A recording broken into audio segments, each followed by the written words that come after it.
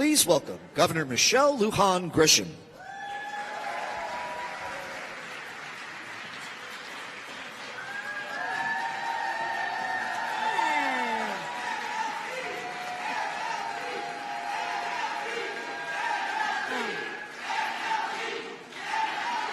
Well, if I didn't know my initials by now, but that is a very warm introduction, and I'm very grateful.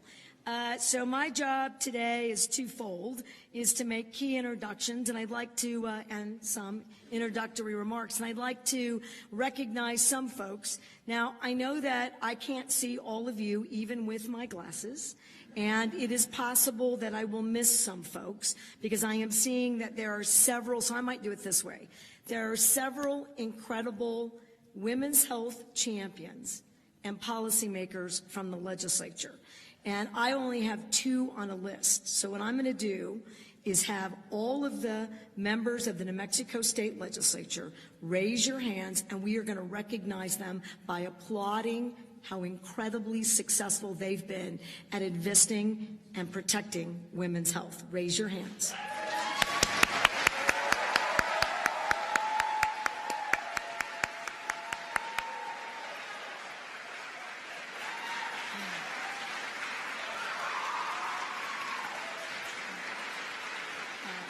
New Mexico's success in this arena has everything to do with the strength, wisdom, and passion of our New Mexico State Legislature. And I apologize that we've only got some of you on this list, but you all, every single one of you, are remarkable.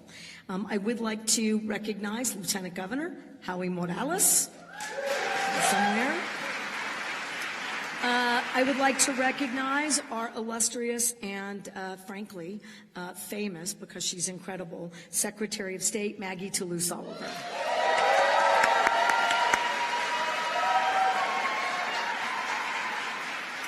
I'd like to recognize the Executive Vice President of Finance and Administration for the University of New Mexico, Teresa Constantinides.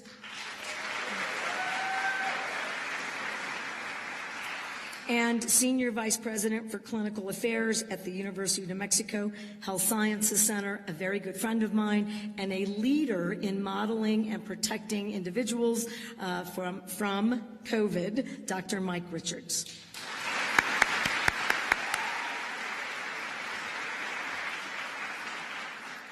So it's a little bit late for a good afternoon, but in fact, good afternoon. You all are remarkable, and this conversation today is intended in large part to not only shore up what we're already doing in New Mexico, but by making clear that we're going to need federal partners to make sure that we can continue to protect women and their health and their families, and to make no mistake, to make it really clear that particularly our independent academic institutions continue to support choice, abortion care, access to contraceptives, and quite frankly, ladies and gentlemen, science. So thank you very much. Now, we know in New Mexico that long before the conversation about what we saw coming, that the likelihood that after 30 years of undermining Roe v. Wade, law that has protected women, that has made clear that the Constitution does in fact give us bodily autonomy and a right to privacy, that after 50 years of settled law, that conversation wasn't just shifting, it was getting traction. So long before the U.S. Supreme Court overturned Roe v. Wade and Dobbs, New Mexico and its incredible legislature made clear by making sure that we repealed New Mexico's ban on abortion, and I got to sign that repeal, and for that, we are all forever grateful. And I want folks to know that that's only been a year. So the fact is that This is an incredibly critical time in all of our lives. And this conversation today is to make sure that New Mexico is going to stand strong. Now, since then, for those of you who may not know, New Mexico has signed any number, I'm leading that, executive orders, making sure that women and providers are safe from any prosecution, sharing of information. All services are protected and private in the state of New Mexico because we are standing together to assure access to women all across the country. And most recently, I pledged, and I've got members of the legislature right here who I know will have our backs, our collective backs. We're going to put $10 million to make sure that Las Cruces gets a brand new, comprehensive reproductive rights clinic for women and their families. And we're not done. We're using the public health offices, human services department, any number of places to shore up access to not only contraceptives, but to make sure that medical abortions and abortion care are available in any number of our state-funded and, quite frankly, our federally funded programs. Now, it's tricky to do that, which is why we're going to need your support to make sure that we support the Vice President and the President and our friends in the U.S. Senate and House of Representatives to continue to protect our rights as citizens, as Americans, and as New Mexicans. And quite frankly, I want to now introduce someone who I know to this group needs absolutely no introduction, but I'm going to make sure that I get her full title right because she is incredibly amazing. So my co-moderator for today's conversation with the Vice President is none other than Dr. Eve Epstein. She's a distinguished, you can clap. She's a distinguished professor, and she's a chair of the Department of Obstetrics and Gynecology, and she's the Family Planning Fellowship Director right here at my alma mater for the University of New Mexico. Her entire career has been focused on improving access and equity in both family planning and abortion care. We've already welcomed you. We're going to do it one more time. The esteemed Dr. Eve Epstein.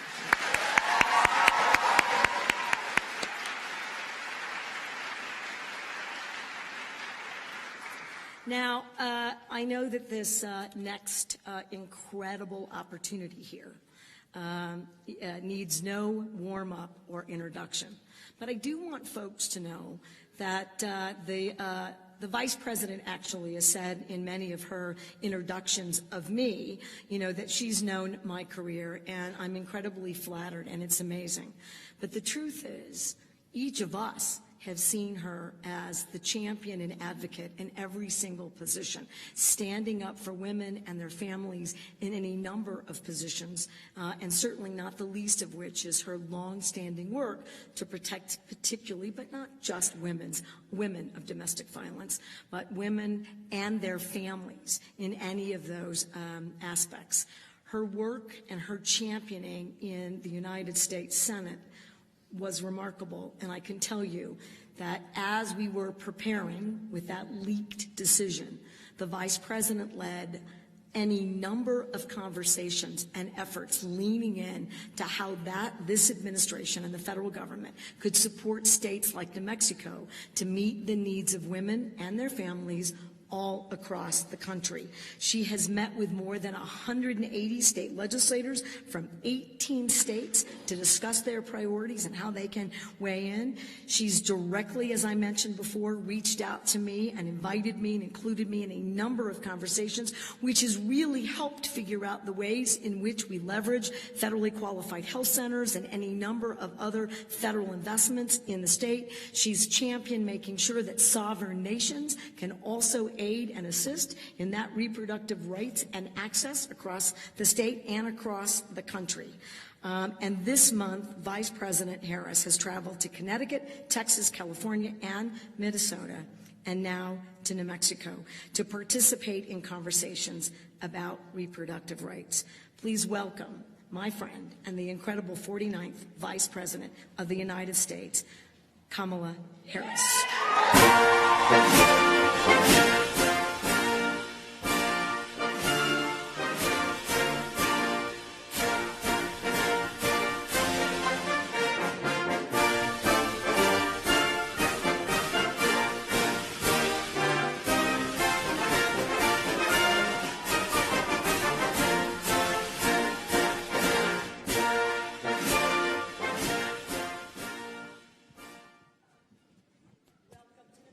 it is so good to be here, and hello to everyone. Hello, it's good to be with you. We've got a packed house. All right, we're going to get right started because this is the best part of this conversation. Not lost on anyone here, Madam Vice President. This is a critical moment in our nation's history, yes, and in the lives of women and their families. And you've been such an incredible champion. Would you talk to us a little bit about how, frankly, that comes so naturally to you and the important impact you're having across the country? Yes, and I just want to first thank you, Governor. I have known your governor for years. I have seen her when the cameras are on and when the cameras are off. And she is always fighting for the people of New Mexico. Always. Always. An extraordinary leader. So it is my honor and joy to be on the stage with you. Dr. Espy, thank you for your work and all that you have been doing throughout your career. Again, it is an honor to be with you. So I have been thinking about these issues probably since I could walk and talk, and I'll tell you why. I was raised by a mother who had two goals in her life: to raise her two daughters, me and my sister Maya, and to end breast cancer. My mother was a breast cancer researcher. She was one of the very few women of color, I mean women period, and women of color. And so at the youngest stage of my life, I remember my mother sometimes in battle and becoming so upset about the need to fight for the dignity of women in the healthcare system, to fight for women's access to information and to respect. She was always attuned to the disparities based on a woman's status, based on her income or her race or ethnicity. And so at the earliest stages of my life, it was an issue that I knew was a big issue and one that required a lot of work still. Not to mention, you know, I grew up in a household where the term mammary gland was used all the time. To any of the scientists here, you'll know what that means. You know, hormones, it was always, that was part of the conversation at the dinner table. And, you know, and then when we look at where we are, where the highest court in our land, think about this, the highest court in our land, the United States Supreme Court, just took a constitutional right that had been recognized from the people of America, from the women of America. And, you know, on this subject, here's the thing. One does not have to give up their faith or deeply held beliefs. One does not have to abandon one's faith or deeply held beliefs to agree. The government should not be making this decision for her.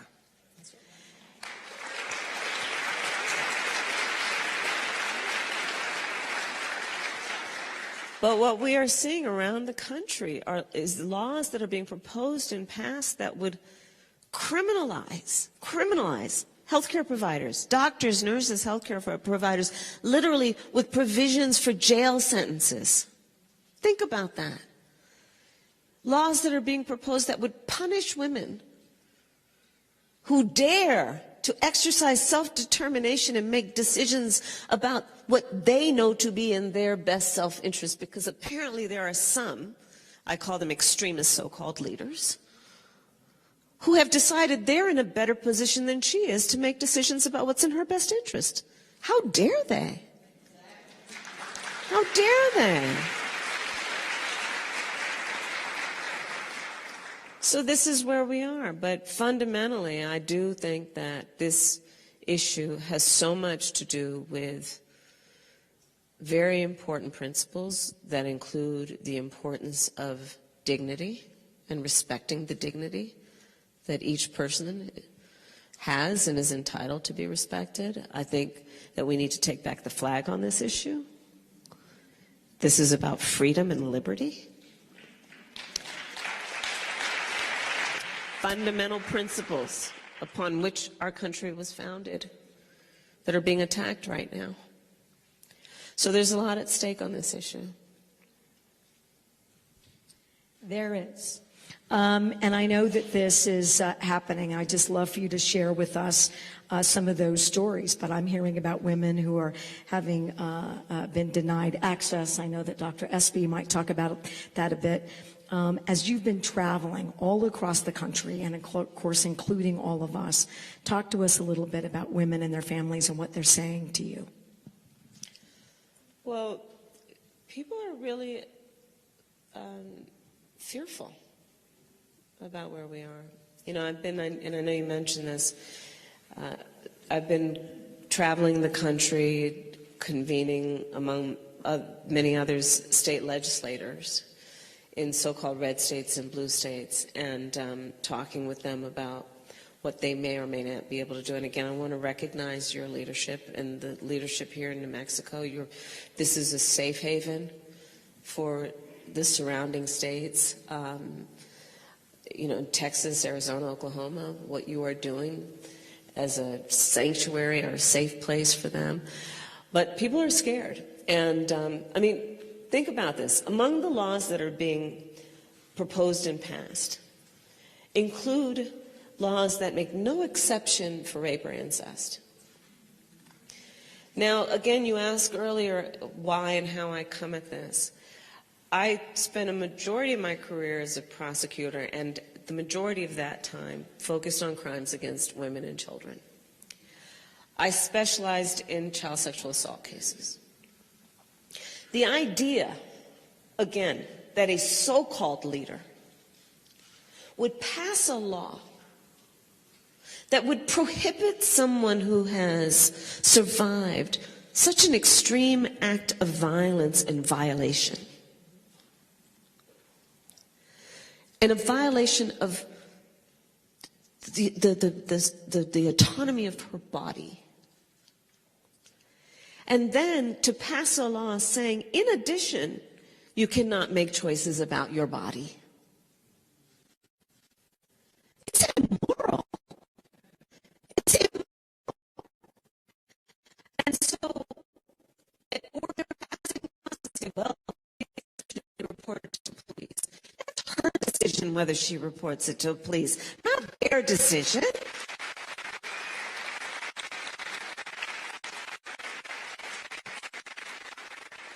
It really is outrageous. And so people are scared. There's a huge amount of confusion. In fact, I brought props, so I only have two. Okay, here's a map of the United States. And each color represents a different state with a different set of laws. And so I don't have the list in front of me, but what you'll know is that some of these are states, some of the colors are the states where there's no exception for rape or incest. Some there is an exception only if you report it to the police. Some is, I think there's like the various weak bans, up to 22. Some bans start at fertilization, right? This is a map of the United States right now in terms of the different laws that are at play.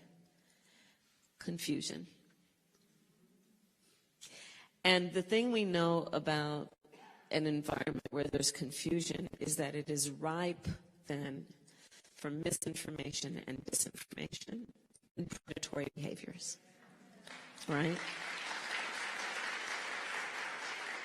And so part of the challenge here is not only to focus on how we can change this through various ways that will be about litigation, but frankly would have to be about legislation, which means elections.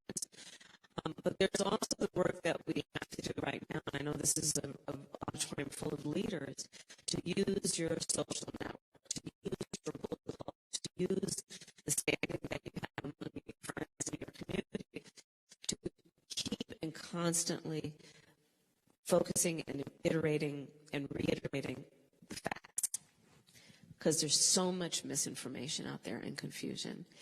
And the other issue that is present here is the judgment that is coming along with this. Like that's this issue. Let's be clear about that. And it's an age-old issue, which is judgment that is attached to the issue of women's sexuality. Like, let's be clear about that. And so, what is the state of the law? The panic and the concern, I can't in my own state access, and I'm working 2 jobs, I don't have paid sick leave, and I have 2 children, and how am I going to afford plane, train, or bus to get where I need to go, and childcare for the kids, and losing those days of work, which means I cannot pay rent, and all of those layers, and on top of it also judgment that is very much a part of this environment. So these are all the things that we're dealing with. And again, this is why it's so important that we all speak out and let folks know they are not alone. And remind people they're not alone.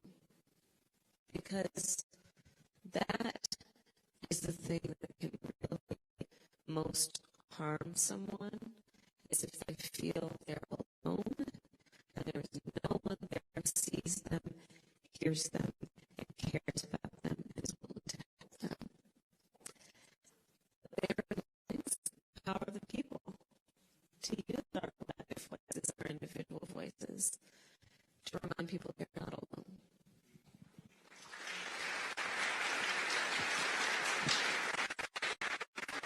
We heard from care providers who have been protested, harassed, intimidated, and we certainly have experienced that here in New Mexico for those of us who provide comprehensive reproductive care. We are really fortunate to be in a state that's supportive, a university that's supportive, and a great coalition led by our reproductive justice organizations. We want to continue to provide that care. But everybody is concerned about this one. So what are you hearing from providers, and what can be done to protect them? First of all, thank you. You know, I think about our healthcare providers as a general matter and what we all have been through in just the last 2 years. And the toll it has taken. I think there's a very particular kind of person that answers a calling to care for others in such an important way, perfect strangers. And so on top of that, now this has happened. And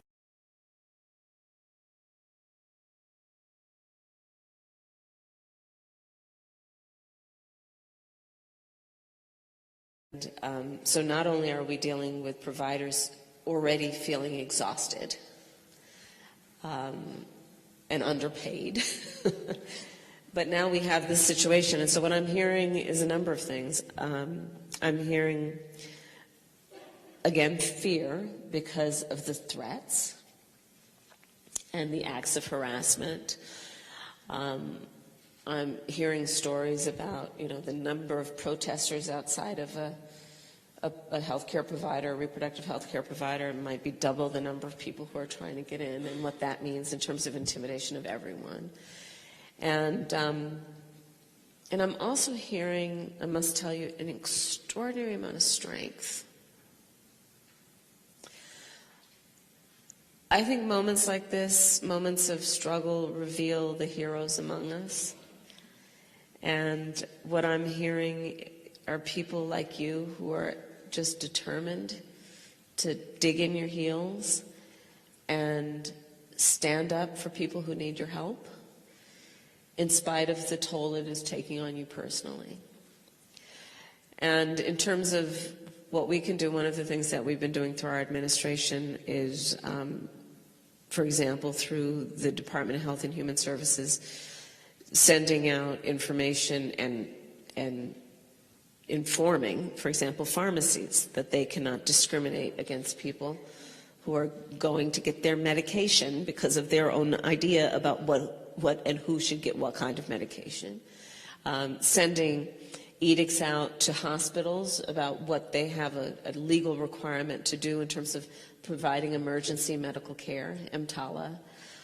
The Department of Justice has created a task force, and it is doing extraordinary work to work with local communities and to receive information from local communities about where there have been threats, for example, in a violation of the law. So where there is a room and appropriate for litigation, they will do that. There's also a hotline, which I'll get to you and any of the healthcare providers that are here around reporting threats so that we can track those. So this is the kind of work that is happening. And then there are states, for example, I know this governor, your governor, and a few other states have been looking at what can be done to lend resources to providers, because in a state like New Mexico, you're now taking on the responsibility of loving thy neighbor and looking out for folks who are fleeing their own state because they need help and you are providing it. So again, I say thank you.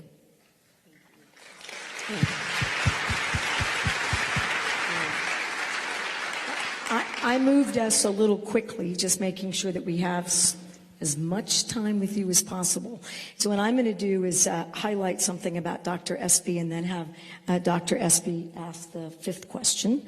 And that is, because of her faculty work, the opportunity for rural states like New Mexico to get providers into rural areas has everything to do with your support of these academic institutions and their ability to do residency programs. Yes. And what I'm just going to do is, it's a total, personal privilege. That is incredible work by this administration. I can tell you unequivocally would not happen in any other administration, and I just want to thank you directly for that. And also Dr. Espy, who's going to be traveling more all across the state with your medical residents. So thank you very much. Thank you, Governor. All right, switching gears just a little bit. Maternal health is a critical part of the overall spectrum of reproductive health. And we know we have a maternal mortality crisis in the U.S. that disproportionately affects Black women, Native women, rural women.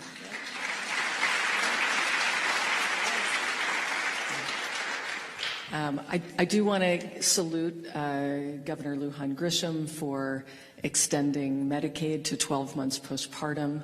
Yes. You answered the call. And also thank you, Madam Vice President, for the federal grants that come from the federal government to fund the state level efforts that really try to combat the maternal harm and death. So what other strategies is the administration using to address this issue? Well, this is an issue I've long worked on. In the Senate, I actually proposed a bill to deal with part of the issue, which is, as you have stated, in America today, Black women are 3 times more likely to die in connection with childbirth. Native women, twice as likely. Rural women, 1.5 times likely. On the issue of Black women and Native women, it often has nothing to do with her socioeconomic or educational level. It literally has to do with the fact that when she walks into that doctor's office or that clinic or emergency room, she's not taken as seriously.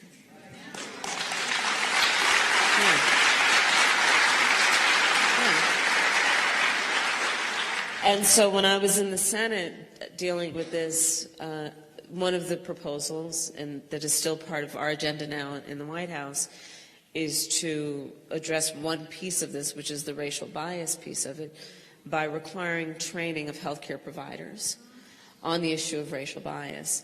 And one of the pieces that I in particular put in was that some of the best trainers on this are doulas. And to have doulas, because they know they're the best. And they're actually, it's interesting on this issue, I've also been working with our Secretary of Labor, Marty Walsh, because on the subject of doulas, so let's pay them their value and give them their benefits and recognize what still we have to do around the hierarchy of perception about who does what within the healthcare delivery system, right? So there is that piece. There is the piece of what we have been able to do that I'm particularly proud of, which is to bring this issue literally to the stage of the White House. I convened a group of leaders on this issue at the White House to elevate it, because sadly it is not a new issue in our country, but we are giving it more attention. Giving it more attention, recognizing that part of the issue here is the unique stressors that certain women experience. For example, let's deal with the fact that poverty is trauma-inducing. So if we are thinking about the unique stressors that can have an impact on the well-being during pregnancy, before birth and after birth, that is one of the issues. One of the issues is access to transportation, access to housing, consistent and permanent housing, right? Nutrition, all of these things. And so if we are to really commit as a community and a society to this issue, which we must, then we have to address all of these issues, including, and I'm so, again, this is why who your governor is matters, because the areas where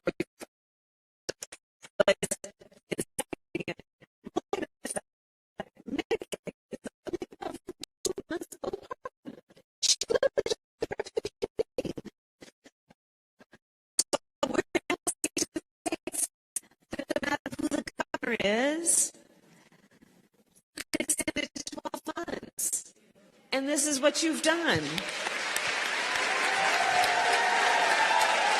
Yeah, it matters. It matters, but this is a real issue. And I know it's an issue here in New Mexico. It's an issue around the country.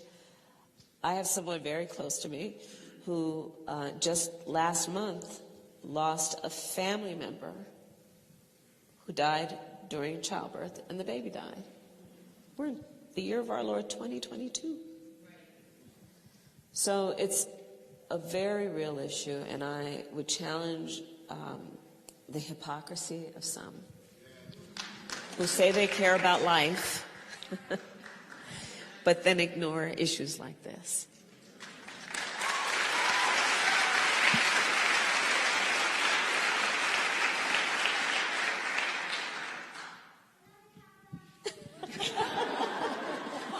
Baby. And our future generation, which goes right to your next question. Yes. This question comes from an audience member, Erin Armstrong, who I'd like to just give a quick shout out to. Where is Erin? She's an amazing lawyer who's been instrumental in our state in keeping us providers and advocates focused on preservation and expansion of reproductive rights, and reproductive justice. And her question has to do with training, with providers and training. How do we support current providers, and how do we ensure that there's a pipeline? That's a super important mission for us at the University of New Mexico, but we're really worried about that. It's a very big issue. Among the groups that I've been convening, and it has ranged from our leaders in disability advocacy and what we need to do for our community around that, which, by the way, in terms of that community in particular, the impact of this issue of Dobbs is profound and must be addressed as a very specific subset of the various populations that are impacted. But in addition to that, I've convened faith leaders and students, and among them, university presidents. And because I was curious about how are they thinking about it, what is the plan, because among the many sectors that will have 18 through 24-year-olds, which are the age range that is most affected by this issue. It is universities and colleges and community colleges. And this is one of the issues that they raised, which is that those that have a medical school or teach pre-med, they're very concerned that if they are in a state that is outlawing and banning abortion, what that will mean in terms of their ability to teach their students how to provide care, and what that will mean in the short, much less long term, in terms of the care that is then available as needed. And so this is an issue where, again, we're looking at what universities can do to, especially those that have the endowment and have the ability to put resources into perhaps taking exchange students. There are so many who are just volunteering professors to go to different states and do what is necessary. I didn't mention one of the things that the Department of Justice has been doing, the U.S. Department of Justice in their task force is convening pro bono legal services, free legal services, because in the midst of the confusion, in the midst of all these laws, we want to make sure that those who decide to take that kind of bold action, like healthcare providers, to leave a state in which it is legal and go to a state in which it has been banned, but to help, to make sure that they have legal protections or at least a legal advocate for what might be their liability. Because it's not without risk. But again, guys, think about this. So here we are in 2022, talking about let's have a bunch of lawyers available for doctors and nurses and healthcare providers who leave one state and go to another state to provide health care.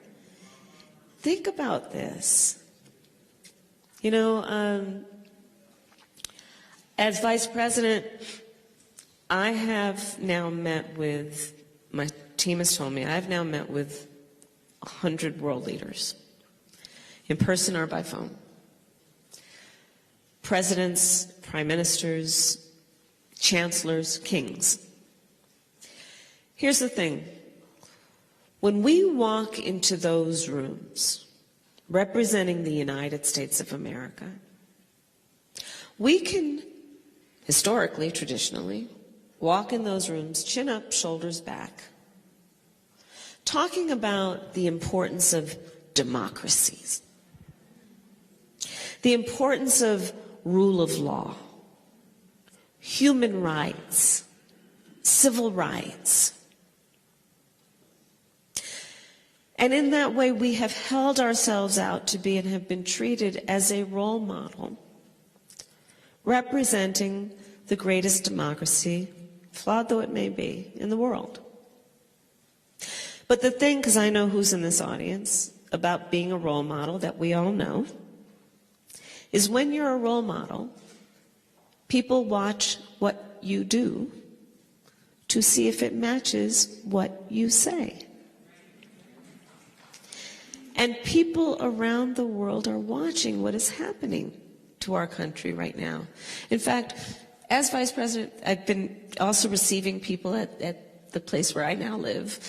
And one of the first people, you'll appreciate this, early on in the first year, was then Chancellor Angela Merkel of Germany, who, by the way, the press just if they're strong and smart and a woman, they just, this woman is funny and she's warm and she's lovely, right? And so I'm having this great conversation with her, and we're talking about Russia, we're talking about China, we're talking about all these things. And then she leans over to me and she says, "What's going on in your country with voting?" Because you see, when you hold yourself out, as we do, people around the world watch what we're doing, and they watch the details of it. And my fear on this issue, and others, my fear on this issue, is that dictators, autocrats around the world will then say to their people who are fighting for rights, "You want to hold out America as the example? Well, look at what they just did. You be quiet." And so I highlight the significance of this moment and the impact, which is not only how it directly affects the people of our nation, but very likely is impacting people around the world. That's what's at stake. That's what's at stake. But I do want to add one more thing before we end. Okay, but I do. You are in charge. Because I told you I brought props, and I want to show you my second one, okay? Because I know you were following along. I told you I had two. Okay, so let me tell you, I love Venn diagrams. I love Venn diagrams. You know the three circles? I love Venn diagrams. You're just cracking up, right? So I asked my team, tell me, from which states are we seeing attacks on reproductive health care, attacks on voting rights, and attacks on LGBTQ plus rights? Right. Texas, Georgia, Florida. Okay, so there you go. Okay? So you are not surprised to know that there is an overlap. But here's what that Venn diagram also tells us. Great, great, great reminder of the power of coalition building. Bringing together under one roof all the folks who've been fighting forever for reproductive health and maternal health, fighting forever on voting rights, fighting forever on LGBTQ rights, bringing everyone together.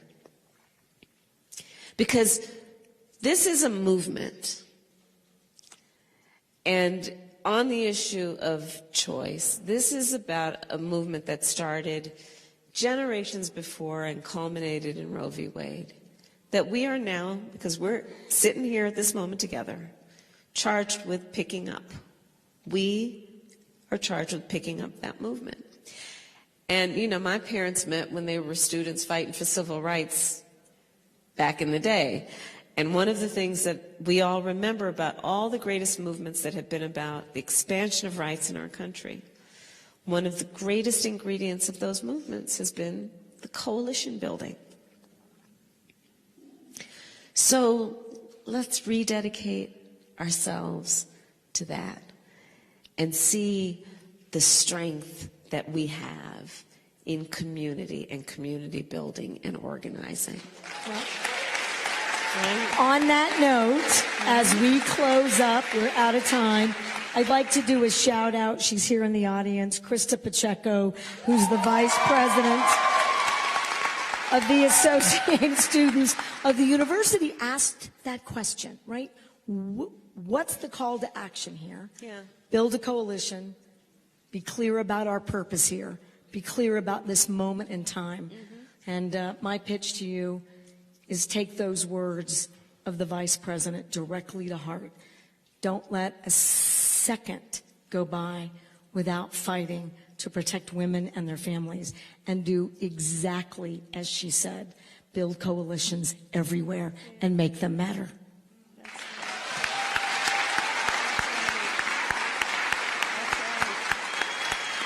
All right, are we going to do what the Vice President says?